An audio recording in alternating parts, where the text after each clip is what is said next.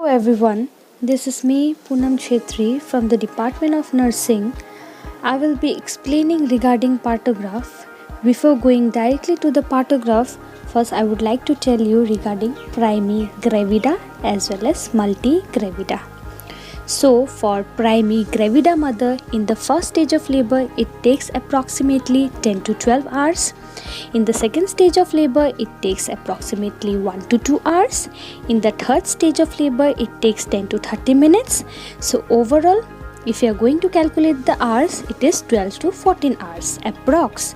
So, likewise in multigravida mother, in the first stage of labor, it takes 6 to 8 hours. In second stage of labor, up to 1 hours. In third stage of labor, it takes 10 to 30 minutes. So, overall hours is 8 to 10 hours. So, now directly going with the definition of partograph, it is a composite graphical recording of cervical dilatation and descent of head against duration of labor in hours. In short, we can say a complete graphical record of progress of labor on a single sheet of paper. So, in a single sheet of paper, what happens? A graphical record is done to see the progress of labor. Here we can also see the condition of the mother as well as fetal, and by looking the partograph it will be very easy to understand. So this is a partograph.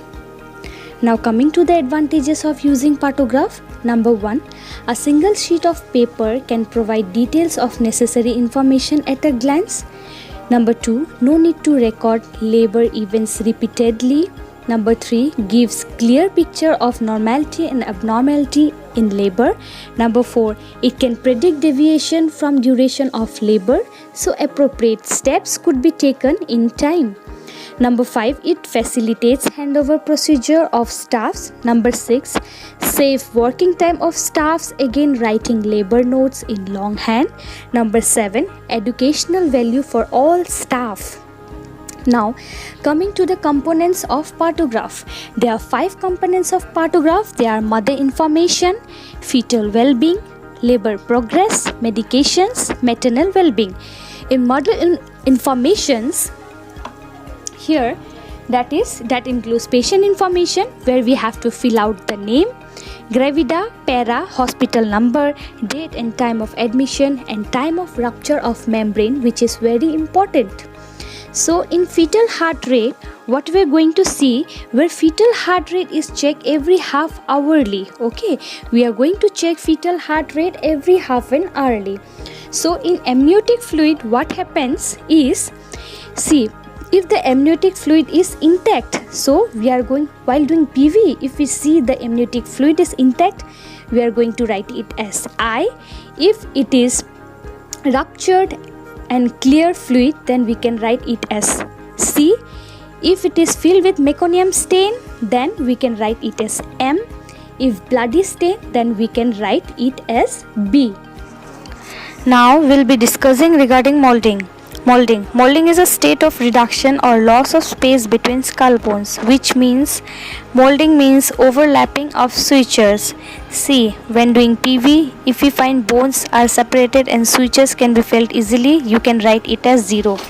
If we see sutures are opposed, then we can write it as 1. And if sutures are overlapping but reducible, then we can write it as 2. And if sutures are overlapping and not reducible, you are not able to separate the sutures at all, then you can write it as 3. Now coming to next, which is cervical dilatation. In cervical dilatation, what we are going to see, for the dilatation of the cervix. From 4 cm dilation of cervix, you should start plotting and have to do per vaginal examination every 4 hourly. See, in cervical dilatation that there is 0, 1, 2, 3, 4. So plotting should be done from 4 cm onwards. For example, if the patient onset of labor pain is at 4 am and the patient came in the hospital at 6 am, then you should do PV at 8 am.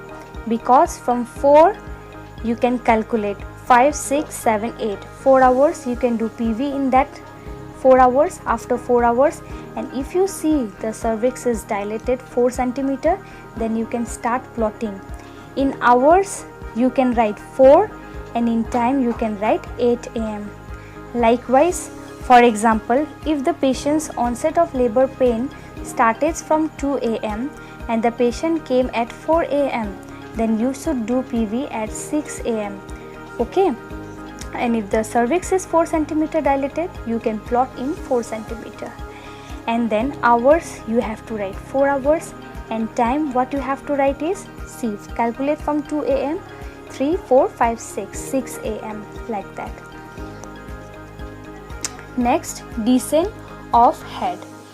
If the head is above the ischial spine, then the station is 0. If it is descending, it will be +1. Likewise, +2, +3, +4, and if it reaches the pelvic floor, it is in +5 station.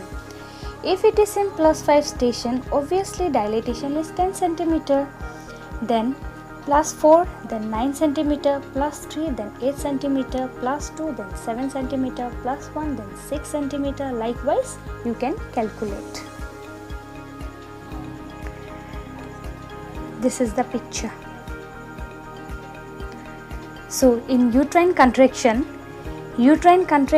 is what, like every 30 minutes you should feel for the uterine contraction. For example, if the mother had an uterine contraction exactly at 11:15 am, okay, then what you should do is you should feel for the uterine contraction for 10 minutes. If the uterine contraction is lasting less than 20 seconds, it is mild contraction. If it is lasting for 20 to 40 seconds, then it is moderate contraction. And if it is lasting for more than 40 seconds, it is severe contraction.